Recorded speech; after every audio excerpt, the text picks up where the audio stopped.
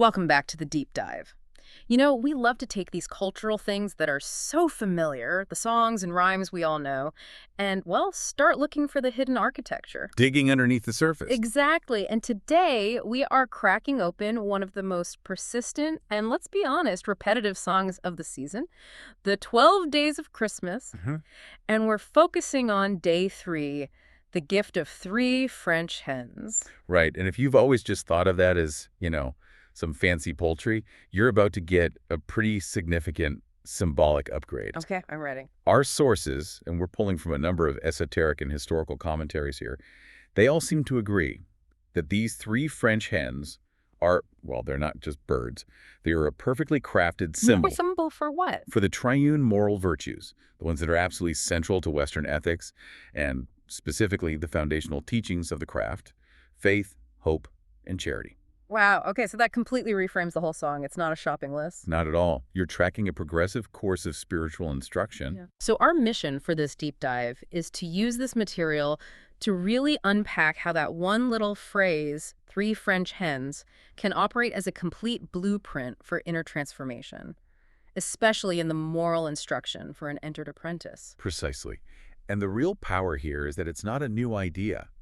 The origin of this triad, this specific grouping, it's ancient. It's rooted deep in the Christian tradition. You're talking about 1 Corinthians. The epistle of 1 Corinthians 13 from the Apostle Paul. That's the foundation that gives these virtues their universal weight long before they were adopted into the specific framework of the lodge. So let's start right there with the structure itself, the power of 3. This isn't just a list of 3 good ideas, is it? Faith, hope, charity. No, it's a complete system. Paul writes, "And now abideth faith, hope, charity, these 3, but the greatest of these is charity."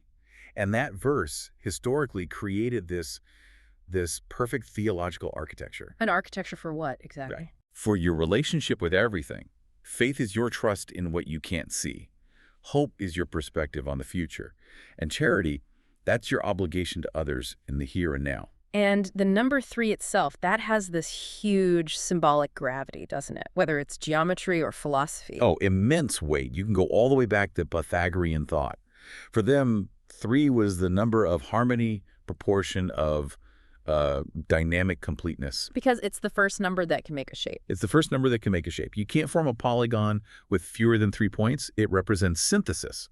You take 2 opposites and you bring them together to create a third stable thing. A triangle. And that stability, that's what makes it so foundational in the craft. Absolutely. It's one of the first things a Mason learns. The recurrence of 3 is everywhere. 3 degrees, 3 principal officers, the 3 great lights, and of course the 3 great supports: wisdom, strength, and beauty. So the gift on the 3rd day, it's not an accident. It's deliberate. It's a reinforcement of this essential moral platform. Okay, so if 3 is about structure, that brings us to the next question. Why French hens? Why that specific detail? That detail is a profound clue, and it has everything to do with value and refinement. Oh, so. You have to put yourself in, say, medieval Europe. French hens, which was kind of a catch-all term for exotic, valuable breeds, they were incredibly expensive. Not your average barnyard chicken. Not at all. They were status symbols, reserved for nobility, for the wealthiest people, a princely gift. So the gift itself signifies the high value of the virtues. Precisely. And our sources connect this rarity directly to the initiatic teaching. These virtues, faith, hope, and charity, they are not, just handed to you when you join. They're not easily acquired. They are cultivated states of being. They demand discipline, reflection, a real refinement of your character. You have to seek them out, you have to grow them, practice them. But I'm wondering, why a living symbol? Why a hen and not, say, a compass or a square, something architectural? And that's where the metaphor really pays off. Architectural tools are static. They tell you how to build. A hen is dynamic. It's a nurturing symbol. It creates life. It lays eggs. It sustains and multiplies life. And these virtues are meant to be just like that, active, productive. They nourish your spiritual life, but only if you are diligent. You have to feed them, protect them, let them multiply. It's about active participation then, not just learning a rule. Exactly, which sets us up perfectly to meet the first hen. The cornerstone, faith. The foundation. It is the absolute starting point for the entered apprentice. In the craft, faith is that unseen trust in the grand architect of the universe. It's acknowledging a higher order, even when you're in darkness. And the initiate literally enters the lodge in darkness. So that first step forward is pure faith. It's the guiding star. It's confidence not just in a deity, but in the fraternity and your brethren. It's the conviction that this path, this pursuit of light, actually exists and is worth taking. Without that, the whole thing just stops. The sources are clear on that. Without that primary act of trust, the journey is over before it begins. Faith is what bridges your physical reality to the symbolic world of the lodge. So without faith, all the tools and rituals are just a performance. Just theatrical performance. The symbols would be just objects of wood and metal. It's faith that gives them meaning and power. It's the courage to start without even seeing the map. Okay, so that brings us to the second French hen, hope. If faith is the cornerstone, hope feels like the force that starts building upward. It's the natural next step. Once you trust the system, once you trust the architect, you start to look forward. You begin to hope for the rewards of that work. For enlightenment, for transformation. Exactly. But I think we often think of hope as passive, like a wish. Right. In this framework, it's an engine. It's profoundly dynamic. Hope is the energy that powers your progression. You see it symbolized in the fellow craft's journey up the winding stair. So it's the conviction that the work will actually pay off. It's the relentless assurance that light follows labor. In a world full of setbacks, inside the lodge and out, hope is the virtue of resilience. It's the hen that keeps foraging, keeps seeking. It keeps you working. It assures the Mason that the difficulty of self-mastery is worth it, that the temple you're building inside yourself will be completed. It stops faith from just becoming, complacent acceptance. Which sets the stage for the third, and, as the sources say, the greatest virtue. Charity. The crown. The culmination of it all. Yes. The Entered Apprentice lecture is very clear. Charity comprehends the whole. But we have to be careful here. This isn't just about giving money. So what is it? It's the active, lived expression of brotherly love. It's empathy, compassion.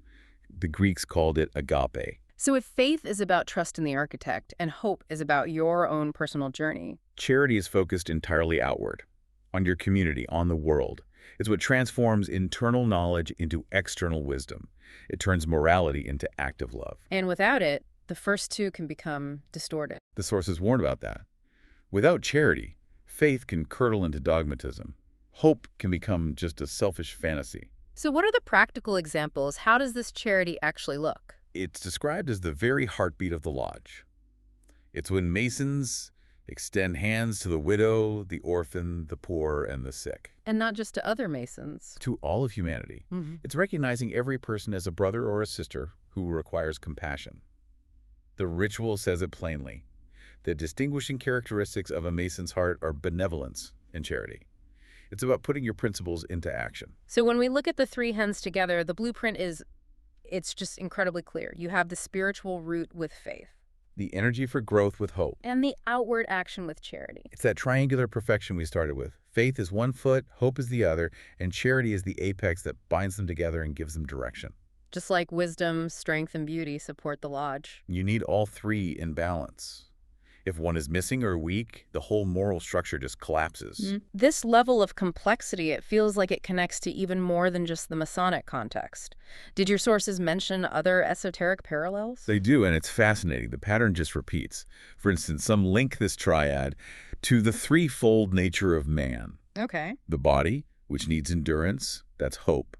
The soul, which seeks trust, that's faith. And the spirit, which achieves connection, transcendence. That's charity. And for anyone familiar with alchemy, I imagine that pattern is there too. Oh, absolutely. It's a perfect mirror of the alchemical process. Faith is that initial darkness, the separation, the nigredo. Right. Hope is the purification and refinement that follows, the albedo. Then charity is the culmination. The perfected love in action, the rubido. So the gift of three French hens is this complete roadmap for transformation. It's a spiritual chemistry set hidden in a Christmas carol. It's incredible how much weight is packed into that one line of a song. And the lesson isn't theoretical at all, is it? It's intensely practical. That's the challenge, really. The question it poses is, are these living virtues in your daily life? Or are they just nice words you repeat in a ritual? You can almost use them as a self-assessment. You can. Faith is having the courage to start without the map. Hope is the conviction that light will follow your labor. And charity is the commitment to make sure that your love is always demonstrated through action. And that, I think, is the core insight here. The three French hens are not just some lyrical curiosity, they are the essential moral framework for an initiate. They are actionable instructions. They demand to be lived, not just recited. So when you hear that line in the carol this year, remember what you're actually hearing. A complete symbolic blueprint. One that takes a person from darkness to light through the path of active love. And to leave you with one final thought, building on this idea of a living symbol. Our sources describe these virtues not as ideals, but as, and I love this phrase, sacred animals in the spiritual barnyard of the initiate's heart. They're living things. You have to feed them, shelter them, and let them multiply in your life. If you neglect your three French hens, they will stop laying eggs, and that spiritual nourishment they provide will just cease. And that is the true continuous work of the craft.